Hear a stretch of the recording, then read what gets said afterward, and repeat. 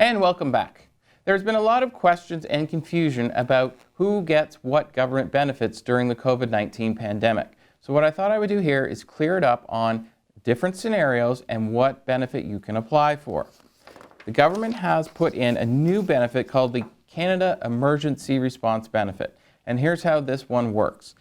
Your income has been disrupted by COVID-19, which means you're either working less hours or you've been completely laid off. And how it works is you actually apply for that one through the Canadian Revenue Agency. So make sure that your direct deposit numbers for your bank account are up to date with Canadian Revenue Agency so that they can deposit the money directly into your account and not send you a check in the mail. Here's how it works. You will receive $2,000 a month.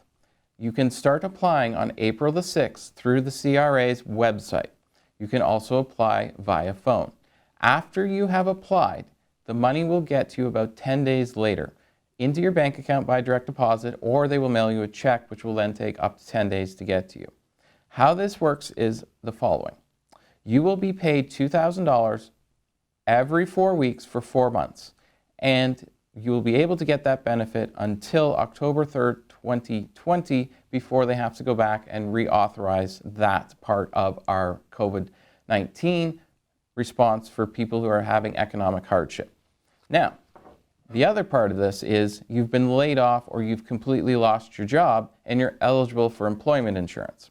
Now, employment insurance is operating the same way it always has, other than you can get it a week earlier than before. However, if you get the Canadian Emergency Response Benefit, you can also still get the employment insurance as well. Now, the employment insurance, the way it works is you get 55% of your average weekly earnings, up to a maximum of $573 a week, which works out to $2,292 a month. So it is possible to get both employment insurance and the Canadian Emergency Response Benefit, which would mean you could get up to about $4,292 each month from these benefits to help you during this time. Now, another situation is you are sick yourself or under a quarantine. You are also possibly eligible for employment insurance, and that is through the employment insurance sickness benefit. Now, the sickness benefit works very similar. You get up to 55% of what your earnings are to the max of the $573 a week. Now, there is another scenario also happening here, and that is you're eligible for employment insurance and you're caring for someone who's critically ill. Now, this is called the Employment Insurance Caregiver Benefits. How does this work? It works just the same as if you're sick yourself. So you'll get up to 55% of your income, or $573 a week. And with that benefit, you can get that benefit for anywhere from 15 to 35 weeks before that benefit will run out, and you'll have to either reapply or go on to another government program. Now, not everyone is as lucky as we are here in Canada dealing with this COVID-19 outbreak. People who are in the Middle East, particularly Gaza, Syria, and Yemen, do not have access, first off, to basic running water most of the time to wash their hands.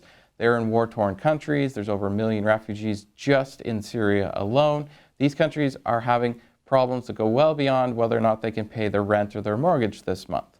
So this is what's going on there, and I thought I'd kind of highlight it so we can at least see that our situation is actually much better than some other countries on this planet.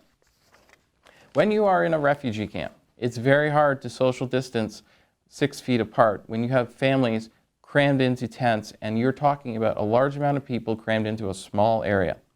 There are more than 15 million families in war-torn areas right now, Syria, Yemen, and Gaza, and they have access to a total for 15 million families, not 15 million people, 15 million families, 1,700 ventilators and beds. Syria already has 9 cases of COVID-19 that they know of and 1 death. Gaza has already confirmed 10 positive cases, and Yemen has yet to declare any cases. However, testing in conflict zones is very limited. It's hard to do, and even just helping in that area medically is extremely difficult. Now, the UN is extremely worried about those 3 countries. And the reason they're worried is the amount of people who've been displaced and the fact that a lot of the hospitals have been destroyed.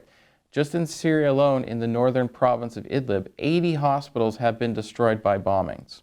So not only did they not have a good healthcare system to begin with, the healthcare system they had, a lot of it has already been destroyed.